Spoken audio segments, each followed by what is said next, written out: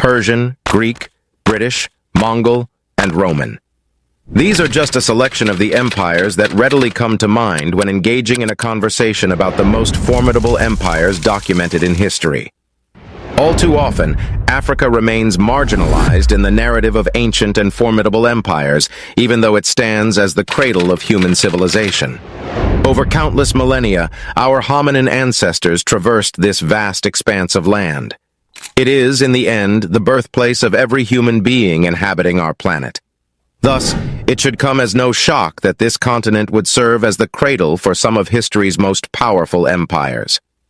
Africa's history is defined by a multitude of cultures, civilizations, and empires that have risen and fallen across the ages, crafting a captivating story.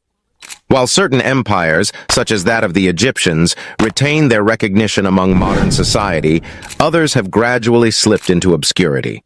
It appears that we're disregarding the historical reality that ancient Africans possessed the strength and advancement necessary to potentially influence and conquer regions across the world in ancient times.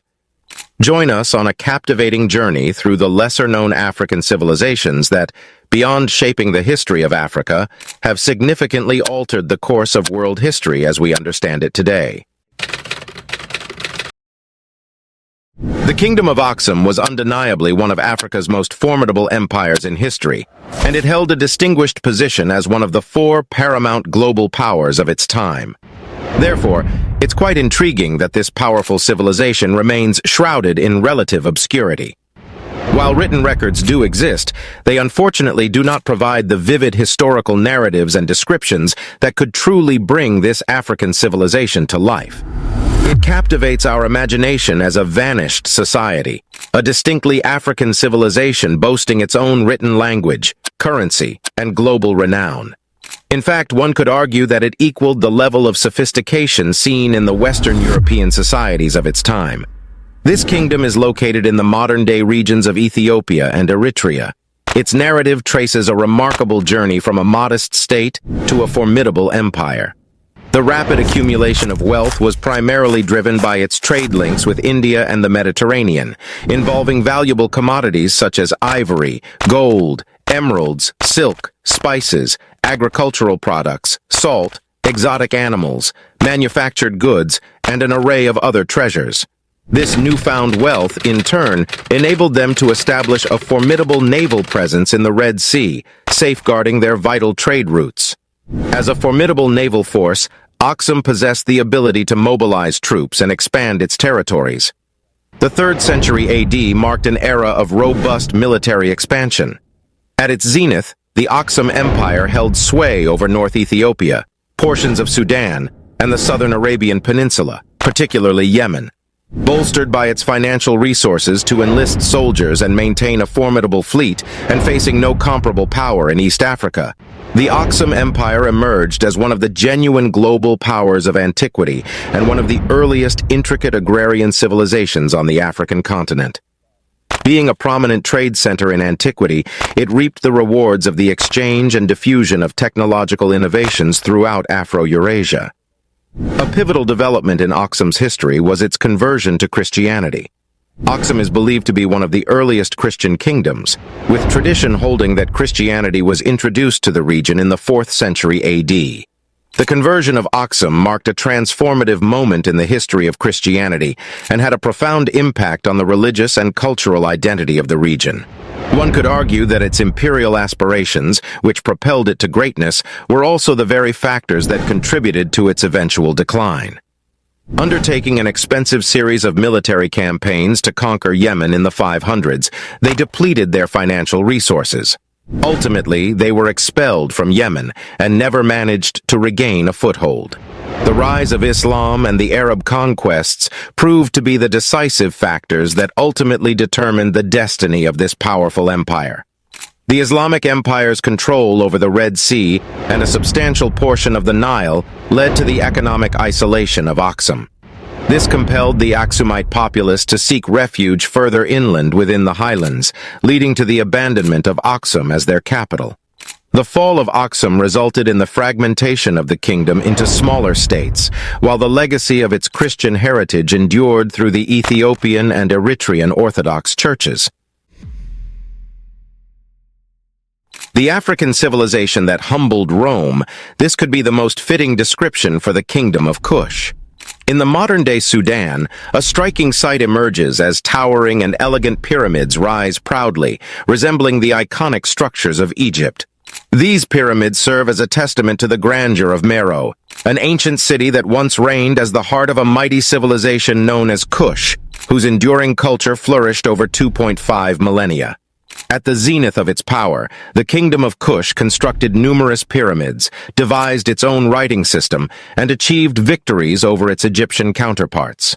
Despite these achievements, the kingdom of Kush has long been overshadowed by Egypt, frequently reduced to a mere historical footnote within Egypt's extensive legacy of pharaohs, monuments, and history.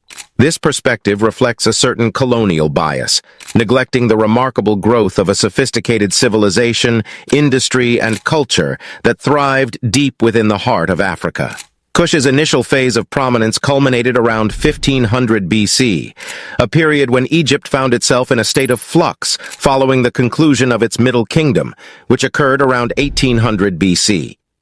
During this tumultuous time in Egyptian history, the Kushites capitalized on the power vacuum, expanding their territory and launching raids deep into Egyptian territory. One of the remarkable feats of this kingdom was their triumph over the formidable Romans. When Rome expanded its rule into Egypt, they, like many others, became enchanted by the allure of Nubian gold and other valuable African resources. The Roman governor imposed taxes on regions traditionally regarded as part of the kingdom of Kush. Seeking retribution, their formidable warrior Queen Amanirenas, led a spirited resistance against the Romans and dealt a severe blow to the empire. As a symbol of their victory, they seized a statue of Emperor Augustus's head and concealed it beneath the steps of the Temple of Amun in Meroe. The placement was deliberate, ensuring that all who entered the structure would tread upon the image of Emperor Augustus, a potent reminder of the Kushite triumph over the Roman ruler. Though the Romans made earnest attempts to regain control, the resolute opposition from the Kushites compelled the emperor to abandon the military campaign and propose favorable peace terms. As a result, the resounding triumph of the Kushites effectively dissuaded the Romans from launching any more expeditions into Africa, cementing a durable southern border that would remain intact until the end of Roman rule. It's a striking irony that the continent where 10 of the world's poorest nations now exist is also the birthplace of history's most affluent individual, Mansa Musa. As the ninth ruler of the Mali Empire, his riches were so immense that they defied description and exceeded imagination. To such an extent, his generous bestowal of gold upon the citizens of the lands he visited had a crippling impact on their economies. His reign marked the territorial zenith of the Mali Empire. During its peak, the empire extended across a vast expanse, comprising present-day Mali, along with portions of Senegal, Mauritania, Guinea, Burkina Faso, Niger, and the Gambia. Renowned for its opulence, the Mali Empire primarily amassed its wealth through commerce. It held dominion over vital trade pathways linking West Africa with North Africa and the Mediterranean regions. These routes facilitated the exchange of valuable commodities, including gold and salt, establishing the Mali Empire as one of the world's most affluent of its era. In the 13th century, King Sundiata Keita skillfully united various small kingdoms to establish the Mali Empire. Renowned for his prowess as a warrior, hunter, and astute military strategist, he earned the moniker Lion King. During the 14th and 15th centuries, the city of Timbuktu, situated on the southern edge of the Sahara Desert, ranked among the 3 wealthiest locales globally. While Western Europe was engulfed in the Dark Ages, Timbuktu shone as a significant hub for intellect and scientific pursuits, notably hosting the world's first university, the University of Sankore. The Mali Empire's decline can be attributed to a combination of factors, including internal conflicts, external invasions, and shifting trade routes. Over the centuries, the empire weakened and eventually disintegrated in the 16th century. Nevertheless, the legacy of Mali endures, and it continues to be a vital component of West African history and culture. Over the centuries, the empire weakened and eventually disintegrated in the 16th century. Nevertheless, the legacy of Mali endures, and it continues to be a vital component of West African history and culture. Situated along the Niger River in West Africa, the Songhai Empire stands as one of the most expansive empires in African history. It succeeded the Mali Empire and reached the pinnacle of its power during the 16th century. Emerging as a modest kingdom situated along the eastern curve of the Niger River around the year 1000, the Songhai people experienced a remarkable expansion of their dominion, a transformation that began during the rule of King Sunni Ali. In approximately 1468, King Sunni Ali initiated a profound shift in Songhai military strategy. Instead of relying on the conventional approach of sporadic small-scale raids against their adversaries, he implemented a comprehensive and continuous campaign aimed at achieving lasting territorial expansion.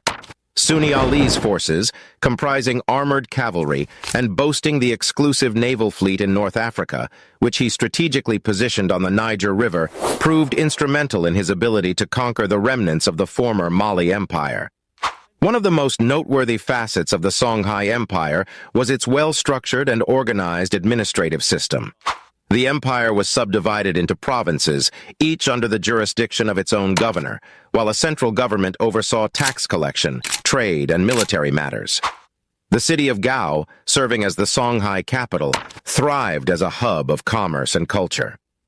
Under the leadership of Askia Muhammad, the Songhai Empire attained its greatest territorial extent, controlling vast regions of West Africa, from the Atlantic coast to Lake Chad. The empire bore a strong Islamic influence, with Timbuktu once more emerging as a pivotal center for the dissemination of Islamic scholarship. The Songhai Empire's decline was instigated by a multitude of factors, but the pivotal catalyst that ultimately sealed its fate was the Moroccan invasion of 1591. The Moroccan invaders possessed superior firearms, which proved overwhelming for the Songhai forces. This invasion precipitated the disintegration of the empire into smaller, fragmented states, and its once magnificent cities crumbled into ruins. Where can one procure a gift fit for a pharaoh who possesses everything? The ancient Egyptians had the answer: Punt, a distant and enigmatic land.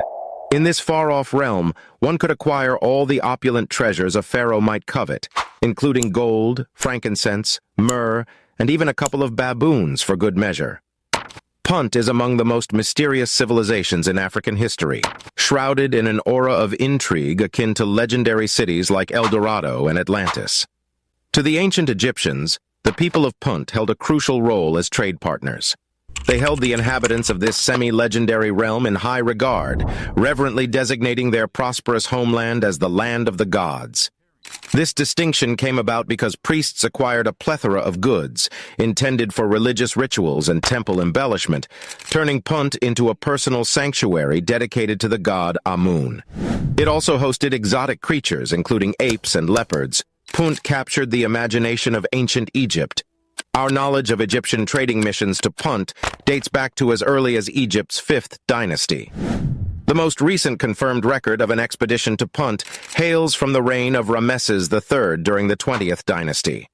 However, this vital land, which held immense significance for the Egyptians, mysteriously vanished from historical records and seemingly disappeared from the face of the earth.